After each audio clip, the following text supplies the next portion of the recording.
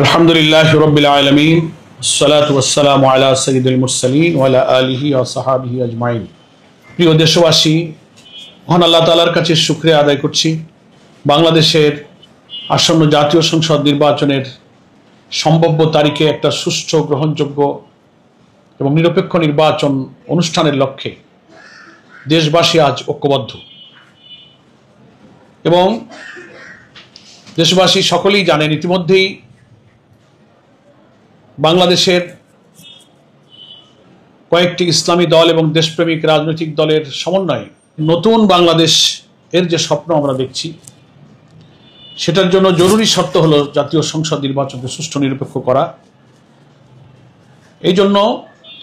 দীর্ঘ আন্দোলনের ফসল হিসেবে জুলাই জাতীয় সনদ তৈরি হয়েছে এবং সেই জুলাই যে জাতীয় সনদ, সেটা আইনি ভিত্তি দেওয়ার জন্য অবিলম্বে একটি আদেশ জারি করতে হবে।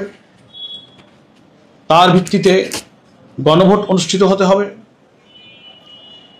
এবং সে গণভোট জাতীয় নির্বাচনের পূর্বে অনুষ্ঠিত হতে হবে। এই দাবি সহ 5টি দাবি আদায়ের উদ্দেশ্যে বাংলাদেশের 8টি রাজনৈতিক দল, ইসলামী দল যে কর্মসূচি ঘোষণা করেছে, তার 5ম দফা হিসেবে আগামীকাল 11ই নভেম্বর রাজধানী ঢাকার পল্টন মোড়ে দুপুর 2টায় বিশাল সমাবেশ অনুষ্ঠিত হতে যাচ্ছে। এই সমাবেশ আহ্বান করেছেন বাংলাদেশ জামাত ইসলামীর সম্মানিত আমির ডক্টর শফিকুর রহমান, ইসলামী আন্দোলন বাংলাদেশের সম্মানিত আমির পীর সাহেব চরমনাই, মুফতি সৈয়দ মোহাম্মদ রেজাউল করিম, বাংলাদেশ খেলাফত মজলিসের সম্মানিত আমির মৌলানা মামুনুল হক, খেলাফত মজলিসের সম্মানিত আমির অধ্যক্ষ মৌলানা আব্দুল বাসিত আজাদ, বাংলাদেশ নিজামে ইসলাম পার্টির সম্মানিত আমির অধ্যক্ষ মৌলানা সরওয়ার কামাল আজিজি, বাংলাদেশ খেলাফত আন্দোলনের সম্মানিত আমির মৌলানা হাবিবুল্লাহ মিয়াজি,